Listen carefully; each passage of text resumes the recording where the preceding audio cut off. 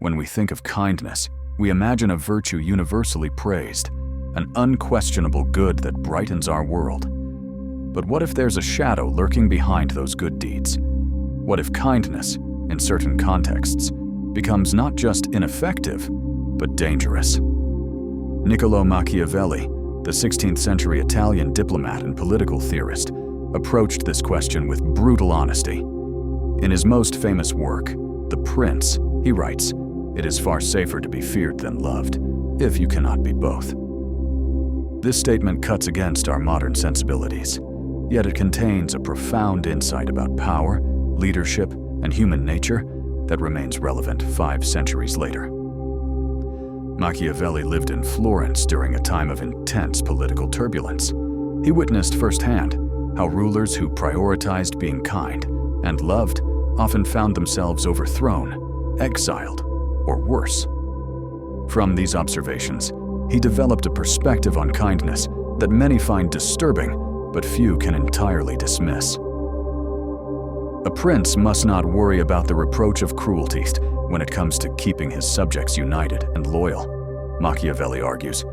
His point isn't that cruelty is inherently good, but rather that kindness applied at the wrong moment can lead to greater suffering. When a leader fails to punish corruption or disloyalty out of kindness, the entire state may collapse, causing suffering for all. Consider the paradox Machiavelli presents. Excessive kindness can lead to disorder, which produces cruelty. A leader who refuses to execute justice firmly might allow crime and rebellion to flourish, creating far more victims than a swift, harsh punishment would have. As he writes, the prince who wishes to avoid a reputation for cruelty will allow disorders to continue, and these usually lead to bloodshed and rapine, which injure a whole community, whereas executions ordered by a prince only affect individuals. This perspective extends beyond politics. In our personal lives, we've all experienced moments when kindness became enabling, when our reluctance to cause momentary pain led to deeper, more lasting harm. Parents who cannot bear to discipline their children, friends who avoid difficult conversations out of kindness, or partners who hide truths to spare feelings often create more significant problems down the road. Machiavelli's insight wasn't that kindness has no place, but that it must be deployed strategically. It is necessary for a prince to know well how to use both the beast and the man, he writes. Sometimes the truly kind action requires a hardness that appears cruel on the surface. Modern psychology offers some validation of this perspective. We now understand concepts like tough love and enabling behavior. We recognize that short-term kindness that shields people from consequences can prevent growth and learning. As the American philosopher Eric Hoffer noted centuries after Machiavelli, kindness can be the greatest cruelty. This doesn't mean we should abandon kindness entirely. Rather, Machiavelli pushes us to develop a more sophisticated understanding of what true kindness entails. Sometimes, the kindest act is saying no. Sometimes, it's allowing someone to face the natural consequences of their actions. Sometimes, it's prioritizing justice over mercy.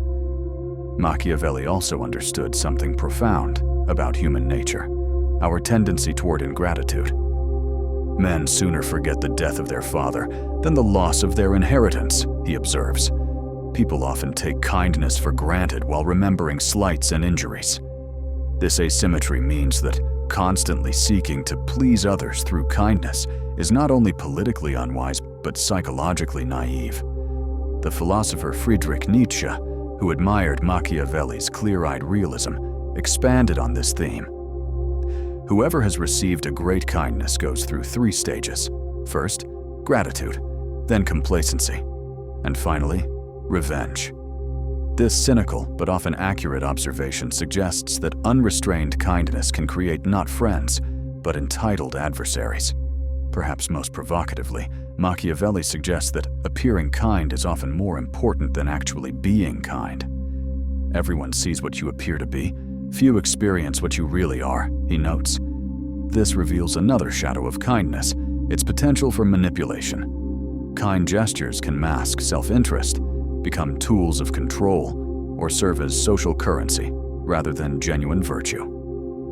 In our social media age, this insight seems particularly relevant. We've created platforms where kindness becomes performance, where virtue signaling replaces substantive good, and where the appearance of compassion often matters more than its real-world effects. So what are we to do with Machiavelli's uncomfortable wisdom? Reject kindness entirely. Embrace cynicism. Neither seems satisfying. Instead, perhaps we can develop what we might call clear-eyed kindness. Compassion that isn't blind to consequences, naive about human nature, or performed for social gain. True kindness might sometimes look stern. It might set boundaries, speak uncomfortable truths, or prioritize long-term welfare over momentary comfort. As the ancient saying goes, the wounds of a friend are trustworthy, but the kisses of an enemy are deceitful. Machiavelli's enduring legacy isn't that kindness is wrong, it's that kindness without wisdom becomes its opposite. In seeking to do good, we must remain attentive to results, not just intentions. In the end, the hardest kind of kindness may be the most necessary, the kindness that dares to see the world as it is, not as we wish it to be.